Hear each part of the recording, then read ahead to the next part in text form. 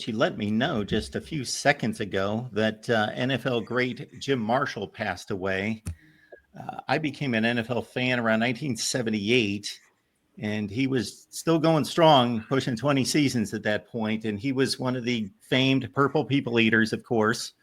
And he had the longest consecutive NFL games played streak as a defensive end. And he was one of the first players I ever knew of, and I immediately took to him and the Vikings for a year or two when I first watched the NFL, to the point that my dad took me to my first NFL game in Detroit to see the Vikings in Fran Tarkenton's final season. Drove through a blizzard to get to the Silver Dome, and then my dad's like, "This is like watching football in your living room. It's 72 degrees in here," and then he had to haul us back through the blizzard again. But great memories there. And again, Jim Marshall, certainly a legend, starting with his Ohio State career. Yeah, I had forgotten a lot about him, and I agree with all of the sentiments you have, other than going to the Silver Dome in a blizzard, watching him on television there in the late 70s as I was growing up. And they had some really good teams. Obviously, they played in 4 Super Bowls, which is amazing.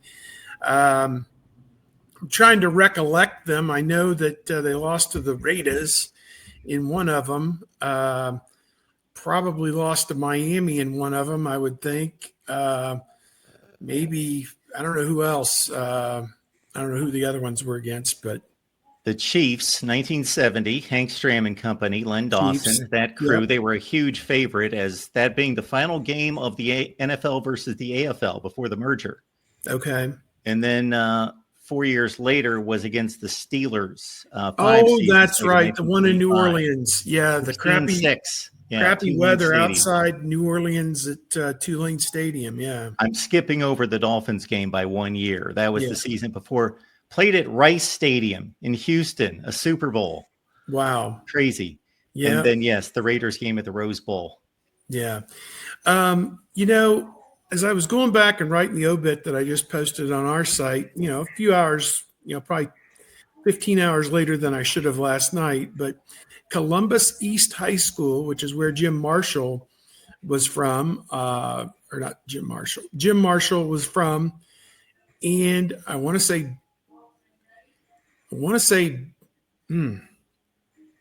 I'm drawing a blank. There was another outstanding Ohio State offensive lineman from East, and then Woody Hayes recruited him 1956, and it was his freshman year, kind of waiting it out.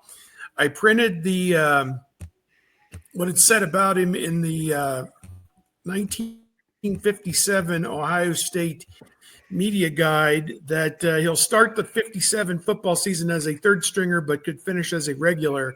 Yes, he did, and that team went 9-1 and won the Rose Bowl and won the national championship. So he was a national champion at Ohio State, also a track athlete as well, throwing the shot and the discus. Came back in 1958, and against Purdue, they tied Purdue 14-14, and he scored both touchdowns, amazingly.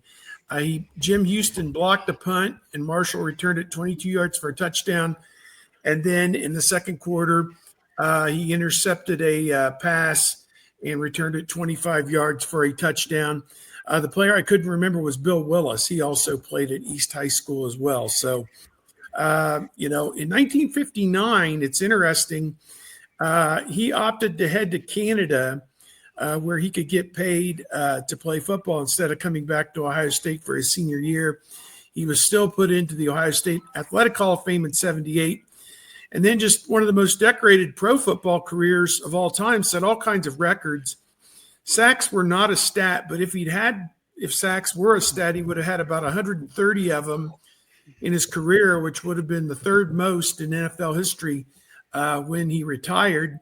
And for some reason, he is not in the Pro Football Hall of Fame. He's, over the years, been in different surveys. He's maybe the best player in NFL history who's eligible, who is not in the Pro Football Hall of Fame. So the Veterans Committee tried to put him in the last couple of years and came up a little bit short on that. So unfortunate, was not able to go in while he was alive. My guess is in the next year or two, they will rectify that and put him in posthumously, unfortunately. But yeah, just one of the great names in the history of the sport when you think about it. And I can't understand why a guy who has the most consecutive starts, 270, most games played by a defensive player, 282, and he ran the wrong way with a fumble in 1964, got into the end zone, his own team's end zone, when he picked up a fumble, had run it 66 yards, and people who remember the clip will remember he got in the end zone and he took the ball and he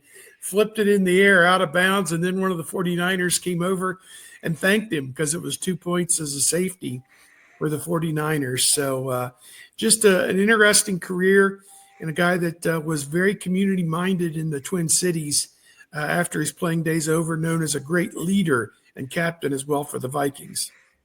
Well, I'll just throw in my 2 cents on why he's not in. Steve, you just said it. What he's known for in my generation is the wrong way run. You said there's no stats. There's, like that is who we knew him as. You saw him on the NFL films and the bloopers. Like he was a blooper. You had to dig deeper to find out that, oh no, because I remember when I heard like this was a good player, because forever, he was, after he'd retired, when all of the blooper shows that used to be part of our daily existence, it's like this is what he's known for, running the wrong way. Ha ha ha ha. I think that's part of the issue.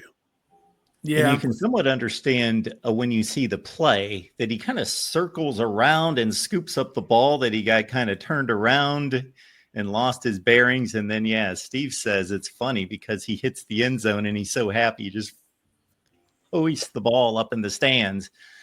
Yeah, that's what he's known for, first and foremost.